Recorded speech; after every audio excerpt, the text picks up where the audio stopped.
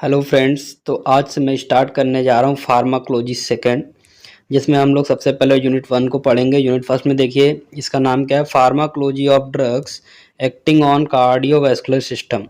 मतलब इस यूनिट में हम लोग उन सभी ड्रग्स की फार्माकोलॉजी को पढ़ेंगे जो हमारे कार्डियोवैस्कुलर सिस्टम को अफेक्ट करती हैं। ठीक है, फार्माकोलॉजी तो आप समझ ही रहे हैं क्या है, कि जो है फार्माकोलॉजी मीन्स हमें ड्रग्स की जो है फार्माकोकाइनेटिक और फार्माकोडायनामिक प्रॉपर्टी पढ़नी। ठीक है, फर्स्ट फार्माकोलॉजी आपको क्लियर ही होगा और उम्मीद करते हैं कि कार्डियोवैस्कुलर सिस्टम का जो बेसिक है ना, ये भी आपको क्लियर होगा जो आप लोग एचएपी में पढ़ चुके हैं। तो इस यूनिट में देखिए हमको बेसिकली कुछ 6-7 टॉपिक पढ़ने हैं। पहला आपका है introduction to haemodynamic and electrophysiology of heart. Second topic है drugs used in congestive heart failure. इस केस में कौन कौन सी ड्रग्स यूज़ करते हैं। एंटी हाइपरटेंसिव ड्रग्स, हाइपरटेंशन के केस में यूज होने वाली ड्रग्स को पढ़ना है। एंटी एंजाइनल ड्रग्स पढ़ना है। एंटी अरिथमिक ड्रग्स जो हमारे अरिथमिया के केस में, ब्रेडिकार्डिया टैकीकार्डिया केस में यूज़ करते हैं ना। और एक हमें पढ़ना है एंटी हाइपरलिपिडेमिक ड्रग्स जो हमारे बढ़े हुए कोलेस्ट्रॉल लेवल को कम करने का काम करते हैं। ठीक, तो ये कुछ बेसिक टॉपिक्स हैं जिनको हमें जो है यूनिट फर्स्ट के अंदर कवर करना है। तो 1 बाय 1 हम लेक्चर वाइज इसको देखेंगे। तो आज हम जो है पहला लेक्चर देखेंगे, लेक्चर नंबर 1। देखिए हमारा लेक्चर 1 है introduction to haemodynamic and electrophysiology of heart. तो इसमें हम लोगों को जो है बेसिकली हीमोडायनामिक और इलेक्ट्रोफिजियोलॉजी के बारे में पढ़ना है। ठीक है, तो उससे पहले हम लोग कुछ बेसिक कंसेप्ट को देख लेते हैं कि हमारे कार्डियक मसल्स के बारे में कुछ बेसिक चीज़ें क्या हैं। क्लियर है, तो देखिए इंट्रोडक्शन में क्या लिखा हुआ है। The myocardial tissue is made up of 2 types of cells. जो हमारा मायोकार्डियल टिश्यू है, मायोकार्डियल टिश्यू आप जान रहे हैं कि हमारा हार्ट 3 लेयर से मिलकर बना है ना, ये 3 लेयर से। तो ये सबसे पहले बाहरी लेयर जिसको हम लोग कह रहे हैं पेरिकार्डियम, फिर जो मिडिल लेयर है जिसको हम लोग कह रहे हैं मायोकार्डियम, और जो इनर लेयर है जिसको हम लोग कह रहे हैं एंडोकार्डियम। तो जो मायोकार्डियल लेयर है ना, जो मिडिल लेयर है, वो लेयर 2 टाइप की सेल से मिलकर बना है। वो 2 टाइप की सेल्स कौन कौन सी, कॉन्ट्रैक्टिंग सेल्स और कंडक्टिंग सेल्स। क्लियर है, तो contracting sales basically these cells participate in pumping action of heart. हम जान रहे हैं कि हमारा हार्ट कॉन्ट्रैक्ट और रिलैक्स होता है ना, ब्लड को पंप करता है ना, कॉन्ट्रैक्शन रिलैक्सेशन वाला जो कैपेसिटी है वो कॉन्ट्रैक्टिंग सेल्स की वजह से। और दूसरी टाइप की जो सेल्स हैं कंडक्टिंग सेल्स, जो हमारे इंपल्स को जो है one part two another part conduct करने का काम करते हैं ना। हमारा इंपल्स जनरेट होता है एसए नोड से, देन फिर ये जाता है एवी नोड, फिर जाता है बंडल ऑफ हेज, फिर जाता है परकिंजे फाइबर, एंड देन फिर क्या होता है, कॉन्ट्रैक्शन होता है और हमारा जो ब्लड है वो out of the heart move करता है। क्लियर है, तो हमारे जो मायोकार्डियल टिश्यू है वो 2 टाइप की सेल से मिलकर बना है। कौन कौन सी, कॉन्ट्रैक्टिंग सेल्स और कंडक्टिंग सेल्स। इसके बाद क्या है, द कार्डियक मसल्स है फॉलोइंग स्पेशल प्रॉपर्टीज। हमारे जो कार्डियक मसल्स हैं ना, मायोकार्डियल टिश्यू या जो मायोकार्डियल मसल्स हैं, इनकी कुछ स्पेशल प्रॉपर्टीज़ हैं। कौन कौन सी स्पेशल प्रॉपर्टीज़ हैं, देखिए एक्साइटेबिलिटी, कॉन्ट्रैक्टिलिटी एंड ऑटोमेटिसिटी। ये 3 स्पेशल प्रॉपर्टीज़ हैं, 1 बाय 1 देखेंगे। देखिए कार्डियक मसल्स में एक्साइटेबिलिटी वाली प्रॉपर्टी का क्या मतलब है। इसमें लिखा हुआ है ability of cardiac cells to depolarize in response to a stimulus. Stimulus मतलब कुछ नहीं है, बेसिकली हमारा जो पोटेंशियल डिफरेंस है। आप जान रहे हैं कि जो हमारा मायोकार्डियल सेल का जो सेल मेम्ब्रेन है वो एक पोलराइज्ड मेम्ब्रेन है ना, पोलराइज्ड मेम्ब्रेन है।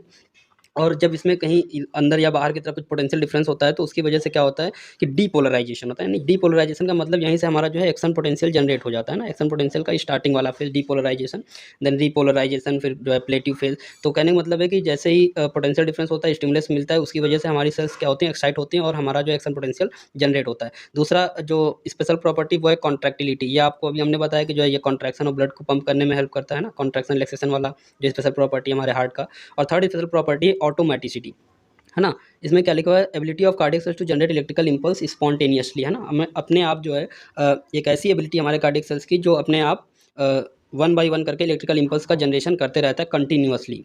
तो ये हमारी कार्डियक मसल्स की कुछ स्पेशल प्रॉपर्टीज़ हो गई। नेक्स्ट हम लोग अब मेन टॉपिक पढ़ेंगे हीमोडायनामिक्स, है ना, जो हमें कवर करना है हमारे सिलेबस में। तो हीमोडायनामिक्स को सबसे पहले हम लोग डिफाइन कर लेते हैं। देखिए क्या लिखा हुआ है, the study of dynamic behaviour of blood is called haemodynamics.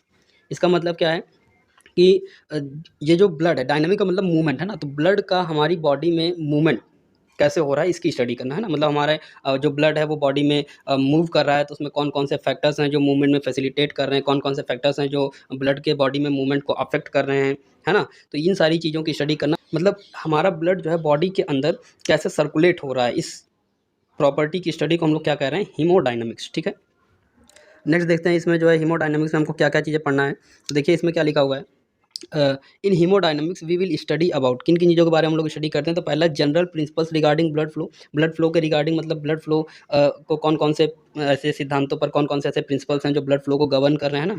Physics of blood flow और रोल ऑफ ब्लड वेसल्स, यानी ब्लड वेसल्स का क्या रोल है हमारे ब्लड फ्लो में, है ना। बहुत बड़ा रोल है भाई, ब्लड वेसल्स कॉन्ट्रैक्ट होंगी तो हमारा बीपी जो है बढ़ जाता है, ब्लड वेसल्स के रिलैक्स होने से बीपी कम हो जाता है ना, तो ये सारी चीज़ें पढ़ना है। और नेक्स्ट क्या है, ब्लड प्रेशर रेगुलेशन। हमारी बॉडी में कुछ कंपनसेटरी मैकेनिज्म है जो हमारे ब्लड प्रेशर को रेगुलेट करती हैं। जैसे आपका ये हो गया रेनिन एंजियोटेंसिन अल्डोस्टेरॉन सिस्टम हो गया, या आपका जो सिंपैथेटिक सिस्टम है जो बीपी को रेगुलेट करने का काम करता है। तो मतलब कहने का मतलब है कि जो ब्लड हमारी बॉडी में कैसे मूव कर रहा है, क्या क्या फैक्टर्स हैं, कौन कौन से ऐसे प्रिंसिपल्स हैं जो मूवमेंट को, ब्लड के मूवमेंट को गवर्न कर रहे हैं, इन सभी चीज़ों की स्टडी को हम ओवरऑल क्या कहते हैं, हीमोडायनामिक्स। ठीक है, तो अभी हम इनके बारे में बहुत ज़्यादा डिटेल में डिस्कस नहीं कर रहे हैं। इसके लिए हम जो है डिस्क्रिप्शन बॉक्स में आपको एक पीपीटी शेयर कर दूंगा, लिंक शेयर कर दूंगा, तो उसके थ्रू आप लोग जाके थोड़ा सा डिटेल में देख सकते हैं। ठीक है, यहाँ पे मैं कोशिश ये कर रहा हूँ कि आपको एक सिंपल वे में और एक प्रॉपर नोट्स प्रोवाइड कर सकूँ। नेक्स्ट आप देखिए क्या लिखा हुआ, स्टार्लिंग्स लॉ, है ना। स्टार्लिंग्स लॉ इंपॉर्टेंट है, एग्जाम में आ चुका है, 2 मार्क्स में पूछा गया है। देखते हैं स्टार्लिंग्स लॉ क्या कहता है। This law states that the greater the stretch the more forceful the contraction. जितना ज़्यादा स्ट्रेच होगा उतना ही फोर्सफुल कॉन्ट्रैक्शन होगा। यहाँ हम बात कर रहे हैं वेंट्रिकल्स की, क्लियर है। वेंट्रिकल्स जितना ज़्यादा स्ट्रेच होंगे उतना ही फोर्सफुल कॉन्ट्रैक्शन होगा और उतना ही अच्छा कार्डियक आउटपुट आएगा। ठीक है, देखिए इस लॉ को समझने के लिए हम थोड़ी देर एक गुलेल का कॉन्सेप्ट लेते हैं ना। जैसे ये आपका एक गुलेल है और गुलेल में आप जान रहे हैं कि ये रबड़ लगी हुई है ये, और यहाँ पे आपका पत्थर है। तो आप जितना ज़्यादा खींचेंगे पत्थर उतना ही दूर जाएगा, अगर आप और ज़्यादा खींचेंगे तो पत्थर आपका जो है यहाँ से और ज़्यादा दूर जाएगा। क्लियर है, तो मतलब यही कह रहा है हमारा स्टार्लिंग्स लॉ, यही बताना चाह रहा है कि जितना ज़्यादा स्ट्रेच होगा वेंट्रिकल्स में उतना ही फोर्सफुल कॉन्ट्रैक्शन होगा। दूसरे शब्दों में भी इसी बात को कहा गया है कि in other words this law states that the force of tension developed in a muscles fiber depends on the extent to which the fiber is stretched. इसका मतलब यह है कि जो हमारे मसल फाइबर में जो टेंशन डेवलप हुआ है वो डिपेंड करता है कि कितना ज़्यादा हमारा वेंट्रिकल्स स्ट्रेच हुआ है। ठीक है, नेक्स्ट टॉपिक देखिए क्या है। नेक्स्ट है हमारा इलेक्ट्रोफिजियोलॉजी ऑफ हार्ट। ठीक है, इलेक्ट्रोफिजियोलॉजी, इसमें देखिए क्या लिखा हुआ है, it is the study of hearts electrical activity. Heart की इलेक्ट्रिकल एक्टिविटी की स्टडी को हम लोग क्या करें, इलेक्ट्रोफिजियोलॉजी हार्ट की, है ना। इलेक्ट्रिकल एक्टिविटी में बेसिकली हम लोग हार्ट के एक्शन पोटेंशियल को देखेंगे। एक्शन पोटेंशियल की हेल्प से फिर हम लोग जो है ईसीजी के बारे में पढ़ेंगे। तो यही ये जो एक्शन पोटेंशियल इसी की स्टडी को हम लोग क्या करें, इलेक्ट्रोफिजियोलॉजी। ठीक है, इसमें देखिए बेसिक सी बात क्या लिखी हुई, सबसे सिंपल लाइन, इसको जरूर आप याद रखिए। The cardiac cell is a polarized membrane. ठीक है, it has a resting membrane potential of -80 to -90 millivolt and a high sodium ion concentration outside the membrane and potassium ion concentration inside the membrane. इसका मतलब ये कि हमारा जो cardiac cell है, cardiac cell है, उसकी मेम्ब्रेन जो है वो एक पोलराइज्ड मेम्ब्रेन है। पोलराइज्ड का मतलब कि पॉजिटिव और निगेटिव में बटा हुआ है ना, एक साइड पॉजिटिव चार्ज है और एक साइड निगेटिव चार्ज है। उसके बाद नेक्स्ट लाइन में ये लिखो, जो रेस्टिंग मेम्ब्रेन पर जो हमारा सेल जो है रेस्टिंग फेज में होता है, तो वहाँ पर जो पोटेंशियल है -80 to -90 मिलीवोल्ट होता है। और इस टाइम जो आउटसाइड द सेल यानी ईसीएफ की साइड क्या होता है, सोडियम आयन का कंसंट्रेशन ज़्यादा होता है, और इन साइड द सेल आईसीएफ की तरफ पोटेशियम आयन का कंसंट्रेशन क्या होता है, ज़्यादा होता है। चलिए इस एक्शन पोटेंशियल को थोड़ा सा हम लोग एक इमेज के थ्रू समझने की कोशिश करते हैं। देखिए क्या लिखा है यहाँ पे, ये आप देख पा रहे हैं कि ये आपका जो है कार्डियक सेल का मेम्ब्रेन है ना। ये ईसीएफ साइड है और ये आईसीएफ साइड है ना, इनसाइड द सेल, और ये outside the cell. Clear, outside है और ये इनसाइड है। ठीक है, तो इसमें देखिए जो आपका रेस्टिंग मेम्ब्रेन पोटेंशियल है ना, रेस्टिंग मेम्ब्रेन पोटेंशियल आपका जो है -80 to -90 मिलीवोल्ट है। ये हमारा सेल इस टाइम जो है रेस्टिंग स्टेज में है, और इस समय हमारा आउटसाइड द सेल सोडियम का कंसंट्रेशन ज़्यादा है और इनसाइड द सेल पोटेशियम का कंसंट्रेशन ज़्यादा है। उसके बाद क्या होता है, जब पोटेंशियल डिफरेंस होता है या जो कोई स्टिमुलस आता है तो उसकी वजह से क्या होता है, हमारा सोडियम चैनल ओपन हो जाता है, और सोडियम चैनल के ओपन होने से ये जो है सोडियम आयंस अंदर की तरफ मूव करने लगते हैं। और जब सोडियम आयंस अंदर की तरफ आएंगे तो अंदर क्या होगा, पॉजिटिविटी बढ़ेगी। पॉजिटिविटी बढ़ेगी मतलब ये जो निगेटिव चार्ज है धीरे धीरे लॉस्ट होने लगेगा, है ना। तो जब पॉजिटिविटी बढ़ने लगेगी, तो अभी जब हमारा चार्ज दोनों साइड बैलेंस में था तो हम लोग कह रहे थे पोलराइजेशन, है ना, पोलराइज्ड मेम्ब्रेन है। और जब ये सोडियम अंदर की तरफ आएगा तो पोलराइज्ड वाला स्टेप जो है वो डिलीट हो जाएगा, है ना, डीपोलराइजेशन होगा। पोलराइजेशन आपका धीरे धीरे गायब हो रहा है। तो जब सोडियम अंदर आएगा तो पॉजिटिविटी बढ़ेगी, निगेटिविटी लॉस्ट होगी, और हमारा सेल क्या हो जाएगा, सेल मेम्ब्रेन क्या हो जाएगी, डीपोलराइज हो जाएगी। अब जब डीपोलराइज हो जाएगी, पॉजिटिविटी अंदर ज़्यादा हो जाएगी, तो जो पॉजिटिव वाले पोटेशियम आयंस हैं वो आउटसाइड द सेल यानी ईसीएफ की तरफ जाने लगेंगे। क्लियर है, तो जब ये आपको जब पोटेशियम बाहर की तरफ जाएगा तो आपका सेल फिर से क्या होगा, रीपोलराइज होगा। यानी यहाँ पे जो है पॉजिटिविटी ज़्यादा थी, पोटेशियम बाहर की तरफ जाएगा तो अंदर पॉजिटिविटी फिर से कम होने लगेगी और निगेटिविटी बढ़ने लगेगी। तो यानी जो सेल हमारा है वो रिटर्न आएगा, पहले पोलराइज था, डीपोलराइज होगा, फिर से हमारा पोलराइज होगा, यानी रीपोलराइजेशन होगा। ठीक है, और जब पोटेशियम बाहर जा रहा होगा तो उसी समय at the same time calcium क्या करता है, एंट्री करता है अंदर की तरफ, है ना। अब पॉजिटिव चार्ज बाहर जा रहा है और ये पॉजिटिव चार्ज अंदर आ रहा है, तो यहाँ पे एक बैलेंस बन जाता है ना। तो ना डीपोलराइज होगा ना रीपोलराइज होगा, एक कांस्टेंट फेज आएगा जिसको हम लोग बोलते हैं प्लेटिव फेज। क्लियर है, ग्राफ में हमको दिखेगा प्लेटिव फेज। और ये एक स्पेशल बात है कि हमारा जो प्लेटिव फेज है ये कार्डियक मसल्स के एक्शन पोटेंशियल में ही दिखाई पड़ता है। इसकी बात अभी मैं नहीं करेंगे, इसकी अभी हम लास्ट में बताते हैं ये क्या चीज़ लिखा हुआ है। तो अब हम लोग समझ लेते हैं कि हमारा जो कार्डियक मसल्स है इसके एक्शन पोटेंशियल में कौन कौन से फेजेस होते हैं। देखिए यहाँ पे लिखा हुआ है phases of action potential of cardiac cells. तो इसमें टोटल हमारे पास 5 फेज हैं। फेज 0 जिसको हम लोग डीपोलराइजेशन कह रहे हैं, phase first repolarisation, phase second प्लेटिव phase, phase third को हम लोग कह रहे हैं सेकंड पीरियड ऑफ रीपोलराइजेशन, और फेज फोर्थ को हम लोग कह रहे हैं रेस्टिंग फेज। ठीक है, तो उसी डायग्राम की हेल्प से हम इस एक्शन पोटेंशियल को जो है एक ग्राफ के थ्रू समझने की कोशिश करेंगे। इसमें देखिए बेसिकली क्या है कि जब हमारा सेल रेस्टिंग फेज में है ना, यहाँ पे हमारा रेस्टिंग फेज में क्या है पोटेंशियल -80 टू -90 मिलीवोल्ट। ये देखिए -80 मिलीवोल्ट हमारा रेस्टिंग फेज में है ग्राफ। ठीक है, जब सोडियम एंट्री करेगा अंदर तो पॉजिटिविटी क्या होगी, बढ़ेगी, और जब पॉजिटिविटी बढ़ेगी तो हमारा जो ग्राफ है ये ऊपर की तरफ जाएगा, है ना, -60 -40 -20 0 देन +20। तो ये हमारा ग्राफ पॉजिटिव की तरफ जाएगा। इस फेज को हम लोग क्या करें, डीपोलराइजेशन। अभी सेल हमारी पोलराइज थी, अब क्या हो गई, डीपोलराइज हो गई। ठीक है, उसके बाद क्या है, जब अब क्या होगा कि पोटेशियम आयंस क्या होंगे, सेल के बाहर की तरफ जाएंगे, और जब पोटेशियम बाहर की तरफ जाएंगे तो अंदर फिर से निगेटिविटी बढ़ने लगेगी, यानी पॉजिटिविटी कम होगी। तो ये हमारा जो पोटेंशियल है वो वापस रिटर्न करेगा जीरो की तरफ, पॉजिटिव से फिर जीरो की तरफ रिटर्न करेगा, माइनस की तरफ। तो ये हो गया हमारा रीपोलराइजेशन, फर्स्ट फेज। ठीक है, तो ये लिखा हुआ है यहाँ पे, ये आपका फेज़ 0 है, ये 1 है, ये 2 है, ये 3 है, और ये फेज़ 4 है। ठीक है, तो फेज़ 0 में आपका डीपोलराइजेशन हुआ, 1 में हमारा पोटेंशियल वापस रिटर्न आया, यानी रीपोलराइजेशन हुआ। जब रीपोलराइजेशन होगा पोटेशियम बाहर की तरफ जाएगा पॉजिटिव चार्ज, और कैल्शियम पॉजिटिव चार्ज अंदर की तरफ आएगा सेम टाइम, क्योंकि पोटेशियम बाहर जा रहा होता है तो अंदर के पॉजिटिव चार्ज को बैलेंस करने के लिए कैल्शियम अंदर आता है। तो यहाँ पर हमारा एक कॉन्स्टेंट फेज दिखाई पड़ता है, ना ग्राफ ऊपर जाता है ना नीचे जाता है, हमारा एक प्लेटिव फेज आता है। ठीक है, बहुत कम समय के लिए होता है, और ये स्पेशल है हमारे कार्डियक सेल्स में प्लेटिव फेज होता है। उसके बाद फिर क्या होता है कि जब पोटेशियम बहुत तेज़ी से बाहर की तरफ एग्जिट करने लगता है, जब बहुत तेज़ी से पोटेशियम बाहर जाने लगता है तो अंदर की पॉजिटिविटी एकदम से लॉस होने लगती है, और हमारा जो ये यहीं से हमारा क्या स्टार्ट होता है, सेकेंड पीरियड ऑफ रीपोलराइजेशन। ना, पहली सेल हमारी पोलराइज्ड थी, डीपोलराइज हुई, रीपोलराइज हुई, फिर अब दोबारा रीपोलराइजेशन, यानी फिर से पोलराइजेशन की तरफ हमारा जो है पोटेंशियल जाएगा, यानी फिर हमारा ग्राफ तेज़ी से नीचे की तरफ आएगा, और फिर यहाँ से हमारा फेज़ 4 स्टार्ट हो जाएगा, रेस्टिंग फेज, जो हमने स्टार्ट किया था ना, रेस्टिंग फेज। फिर यही रेस्टिंग फेज फिर आगे जाता है, फिर डीपोलराइजेशन, फिर रीपोलराइजेशन, फिर प्लेटिव फेज, फिर सेकंड पीरियड ऑफ रीपोलराइजेशन, फिर आपका जो है रेस्टिंग फेज। तो इस तरीके से ग्राफ हमारा जो है आगे चलता रहता है। तो ये बेसिक है हमारा एक्शन पोटेंशियल। अब हम बात कर लेते हैं कि हमारा जो ये एक्शन पोटेंशियल है और जो हमारा न्यूरॉन का एक्शन पोटेंशियल, इन दोनों में डिफरेंस क्या है। तो आप देखिए दोनों के स्टेप लिखे हुए हैं, एक बार इनको देखने की कोशिश करिए। ये हमारे कार्डियक सेल का एक्शन पोटेंशियल का जो है फेज़ लिखा हुआ है, और ये हमारा जो है न्यूरोनल सेल का जो है फेज़ लिखा हुआ है। तो यहाँ भी 5 फेज़ हैं टोटल, और यहाँ भी टोटल 5 फेज़ हैं, यहाँ भी टोटल 5 फेज़ हैं।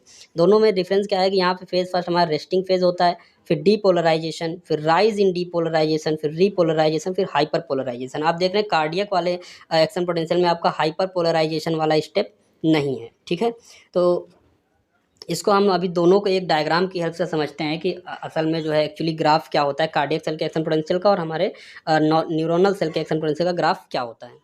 तो यहाँ आप इस इमेज में देखिए, ये जो पहला वाला इमेज आप देख रहे हैं ये आपके कार्डियक सेल का एक्शन पोटेंशियल दिखा रहा है, और ये वाला जो इमेज है ये आपका न्यूरोनल सेल का एक्शन पोटेंशियल दिखा रहा है। ठीक है, तो इसमें देखिए क्या है, कार्डियक सेल आप समझ ही चुके हैं, यहाँ पे जो है आपका रेस्टिंग फेज होता है, फिर depolarization, repolarization, plateau phase, second period of repolarization, then आपका फिर रेस्टिंग फेज।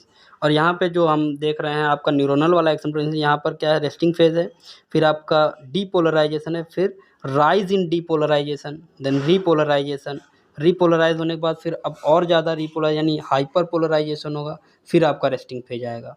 तो इस तरीके से ये आपका न्यूरोनल सेल में एक्शन पोटेंशियल चलता है, और ये आपका जो है कार्डियक सेल का एक्शन पोटेंशियल। जहाँ पर आप देख रहे हैं यहाँ आपका प्लेटिव फेज दिख रहा है, और यहाँ पे कोई प्लेटिव फेज नहीं है, यहाँ पे हाइपर पोलराइजेशन है, यहाँ पर हाइपर पोलराइजेशन नहीं है। ओके, तो चलिए फटाफट से उसी जो है एक्शन पोटेंशियल को हम लोग थ्योरी की हेल्प से समझने की कोशिश करते हैं।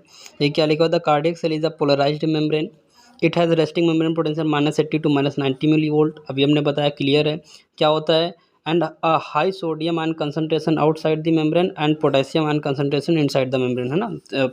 सोडियम आयन का कंसंट्रेशन ECF में आउटसाइड द मेम्ब्रेन ज़्यादा होता है, और पोटेशियम आयन का कंसंट्रेशन इनसाइड द मेम्ब्रेन ज़्यादा होता है। ठीक है, नेक्स्ट क्या है, अपॉन एक्साइटेशन, जब एक्साइटमेंट कॉज होता है तो डीपोलराइजेशन होता है ना। पहला फेज हमारा डीपोलराइजेशन अकर होता है, as the cell membrane permittivity to sodium ion increases the negativity of resting potential is lost and a positive current is generated inside the cell.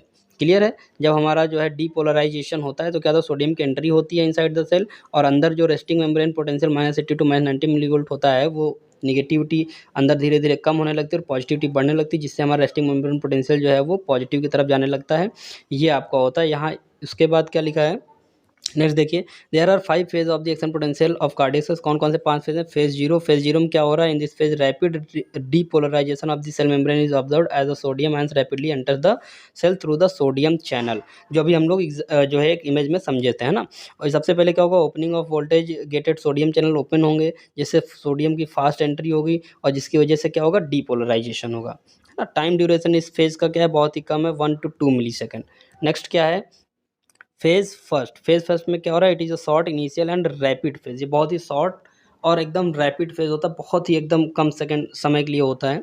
इस फेज में क्या होता है, in this phase rapid repolarization is observe due to efflux of potassium ions. आप लोग जो है ये ग्राफ को आप लोग देखते रहिए साथ साथ में, तो आपको क्लियर होता रहेगा कौन कौन से फेज हैं। नेक्स्ट आपका क्या है, नेक्स्ट फेज सेकंड देखिए, फेज सेकंड में क्या हो रहा है, this phase of action potential is present only in cardiac cells. ये हमने अभी बताया आपको।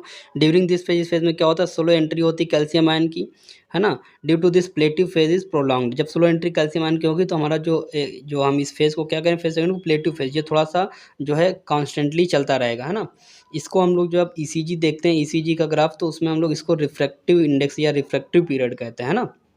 नेक्स्ट क्या है, फेज थर्ड में क्या होता है, this is this second period of rapid repolarization as the potassium ion moves out of the cell, है ना। Depolarization due to strong stimuli, यहाँ पर ब्रैकेट में जो एक बात लिखी हुई, depolarization due to strong stimuli, यानी जब सेकंड रिपोलराइजेशन हो रहा होगा तो अगर कोई स्ट्रॉन्ग स्टिमुलाई आता है तो हमारा सेल वापस से डीपोलराइज हो जाएगा, कंप्लीटली रिपोलराइज नहीं हो पाएगा, है ना। यानी आप देख रहे हैं इस ग्राफ में, ग्राफ देखिए, जैसे ये आपका जो है यहाँ से ये प्लेटिव फेज है, अब रीपोलराइजेशन और, लेकिन स्ट्रॉन्ग स्टिमुली अगर आ जाएगा तो कंप्लीट रीपोलराइजेशन ना होने के बाद ये यहीं से जो है फिर से सेल हमारा डीपोलराइज हो जाएगा। क्लियर है। नेक्स्ट है आपका फेज फोर। फेज फोर में क्या है, this is the resting phase. In this phase resting membrane potential is restored when the potassium ion return into the cell and sodium and calcium ions move out of the cell. Clear है। तो ये resting phase में क्या हो रहा है, फिर से हमारा जो है वही नॉर्मल एक्शन पोटेंशियल है ना, रेस्टिंग फेज वाला -80 to -90 मिलीवोल्ट, फिर यही हमारा प्रोसेस रिपीट होता है। क्लियर है। तो यहाँ पे जो आप प्लेटिव फेज एक्स्ट्रा वाला जो आप देख रहे हैं, फेज सेकंड जिसको हम लोग प्लेटिव फेज कह रहे हैं, इसमें आप देख रहे हैं थोड़ा सा कैल्शियम जो है स्लोली एंट्री करता है अंदर की तरफ। तो ये जो कैल्शियम अंदर की तरफ एंट्री कर रहा है, यही कैल्शियम हमारा कार्डियक मसल्स के कॉन्ट्रैक्शन में हेल्प करता है ना। मसल कॉन्ट्रैक्शन में आप जान रहे हैं कैल्शियम का बहुत बड़ा रोल होता है, तो यही कैल्शियम क्या करता है, फर्दर हमारा मसल कॉन्ट्रैक्शन में पार्टिसिपेट करता है। इस पॉइंट को हम थोड़ा सा जो है डिटेल में देखेंगे जब हम लोग पढ़ेंगे अभी डिजॉक्सिन की फार्माकोलॉजी, है ना। डिजिटॉक्सिन या डिजॉक्सिन जो हमारे वेंट्रिकल्स के कॉन्ट्रैक्शन पावर को इम्प्रूव करते हैं, उसकी जब हम लोग फार्माकोलॉजी देखेंगे तो ये ज़्यादा क्लियर होगा। ठीक है। नेक्स्ट आप थोड़ा सा देख लीजिए एक्शन पोटेंशियल क्या है, बेसिक सी बात लिखी हुई है जो हमको पहले बताना चाहिए था, कोई बात नहीं। यहाँ देखिए एक्शन पोटेंशियल क्या है, the action potential means the potential of ions to initiate the action in the form of nerve impulse.